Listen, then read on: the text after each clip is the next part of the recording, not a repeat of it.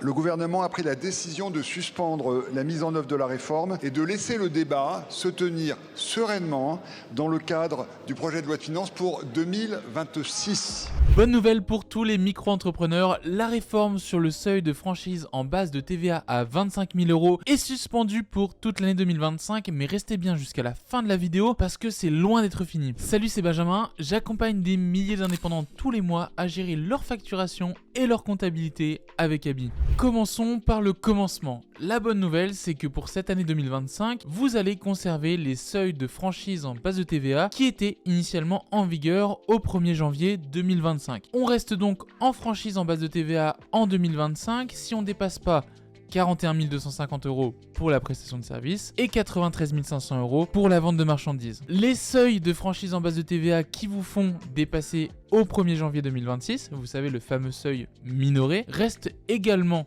les mêmes. On a donc 37 500 € pour la prestation de service et 85 000 € pour la vente de marchandises. Il faut quand même noter que c'est une bonne nouvelle, mais que c'est une bonne nouvelle en demi-teinte. On parle de suspension et non d'annulation complète. Le gouvernement l'a déjà annoncé, mais ils vont retravailler cette réforme pour le budget de l'État 2026 avec le fameux PLF, donc le projet de loi de finances. Il risque donc d'y avoir pas mal de mouvements, notamment au niveau de l'Assemblée nationale, entre octobre et décembre 2025, parce qu'ils vont devoir se mettre d'accord sur ce qu'ils vont nous proposer. On peut quand même déjà, avec le communiqué de presse du gouvernement, voir entre les lignes la direction qu'on prend déjà dès maintenant. Le gouvernement, il a toujours la volonté de fixer le seuil de franchise en base de TVA à 25 000 € pour les activités du bâtiment. L'argument qui est mis en avant par le gouvernement, c'est que ça permettrait de lutter contre la concurrence déloyale entre du coup les entreprises du bâtiment qui eux ont des salariés, etc. et les micro-entrepreneurs qui ont moins de charges et qui ne facturent même pas la TVA. Mais ce qu'il faut souligner aussi, c'est que les fédérations du bâtiment ont énormément fait pression sur le gouvernement ces dernières semaines. Et ce qu'on arrive également à lire entre les lignes, c'est qu'on va avoir le droit à une uniformisation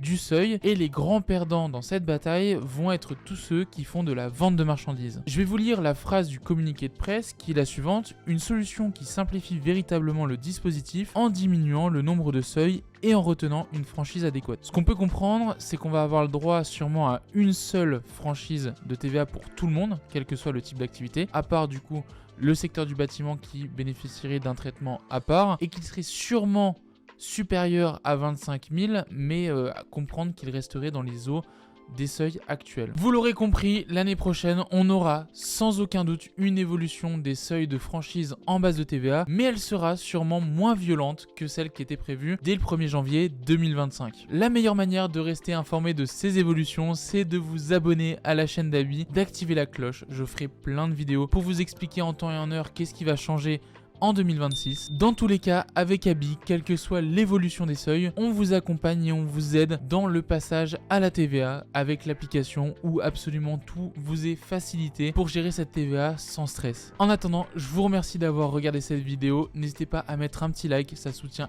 énormément mon travail et on se retrouve bientôt pour une nouvelle vidéo. Ciao tout le monde.